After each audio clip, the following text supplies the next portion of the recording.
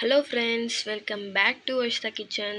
ఈరోజు మనం వర్షిత కిచెన్లో ఏ రెసిపీ చేయబోతున్నామంటే ఆకుకూర పప్పు అండి.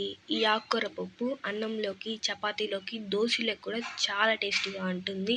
ఈ టేస్టీ ఆకుకూర పప్పుని ఎలా చేయాలో చూసేద్దాం రండి.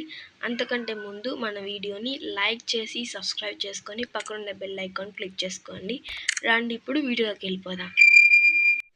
ముందుగా ఇప్పుడు స్టవ్ వెలిగించుకొని ప్యాన్ పెట్టుకోండి. ప్యాన్ హీట్ ఎక్కిన తర్వాత 1 కప్ పెసరపప్పు అనేది నేను ఇక్కడ తీసుకుంటున్నాను.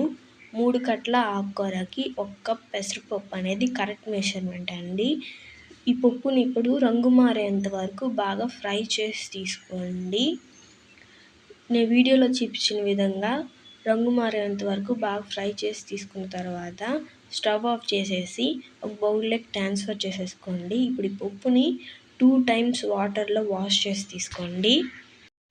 ఇప్పుడు ఒక కుక్కర్ తీసుకొని ముందుగా మనం వాష్ చేసి తీసుకున్న పప్పుని ఇందులో వేసేసి 1 కప్ పప్పుకి 3 కప్పుల వాటర్ అనేది తీసుకోవాలి. 3 కప్పుల వాటర్ తీసుకున్న తర్వాత స్టవ్ వెలిగించుకొని స్టవ్ మీద పెట్టేసి పప్పు అనేది పొంగొచ్చేంత వరకు ఉడకనిచ్చుకోవాలి. మూత మాత్రం అస్సలు పెట్టకూడదు, పొంగిపోతుంది. చూసారా, ఇలా బాగా పొంగిన తర్వాత కట్ చేసి వాష్ చేసి తీసుకున్న ఆకుకూరని ఇందులో వేసేసుకోవాలి. ఇప్పుడు ఇందులో ఒక చిన్న ఉల్లిపాయని కట్ చేసి వేసుకోండి. అలాగే 2 టమాటాలని చిన్నగా కట్ చేసి వేసుకోండి. ఇక నేను 6 పచ్చిమిరపకాయలు అనేది తీసుకుంటున్నాను.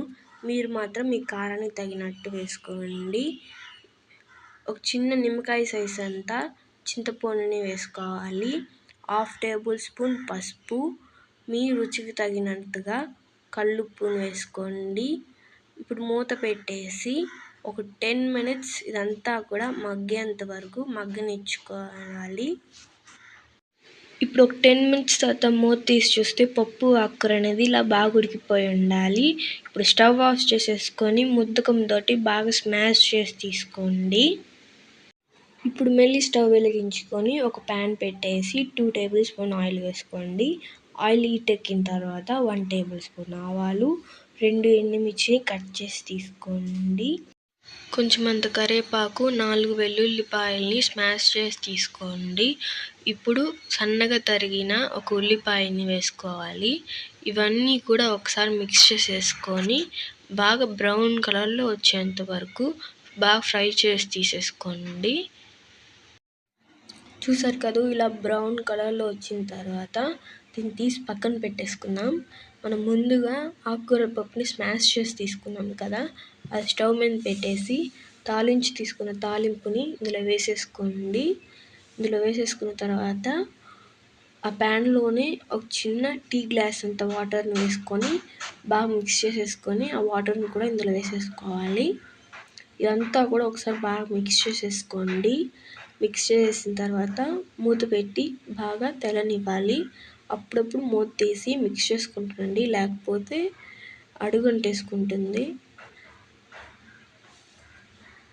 ఒక 3 మినిట్స్ తర్వాత మూత తీసి చూస్తే పప్పు అనేది ఇలా బాగా ఉడికిపోయి ఉండాలి. ఇప్పుడు ఒక్కసారి బాగా మిక్స్ చేసి తీసుకొని స్టవ్ ఆఫ్ చేసేసుకోండి.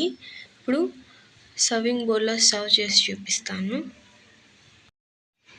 ఈ టేస్టీ ఆకుకూర పప్పుని అన్నంలోకి వడియాలు పెట్టుకొని తింటే చాలా టేస్టీగా ఉంటుందండి. చూసారు కదా, చిర్రాకుతోటి ఆకుకూర పప్పు ఎలా చేయాలో అనేది. ఇలాంటి ఇంకొన్ని మరిన్ని వీడియోస్ మీకు కావాలంటే మన వర్షిత కుకింగ్ ఛానల్ని లైక్ చేసి సబ్స్క్రైబ్ చేసి పక్కన బెల్ ఐకాన్ క్లిక్ చేసుకోండి. అప్పుడే నేను పెట్టే ఇంకొన్ని మరిన్ని వీడియోస్ మీకు అందుతాయి. Bye bye.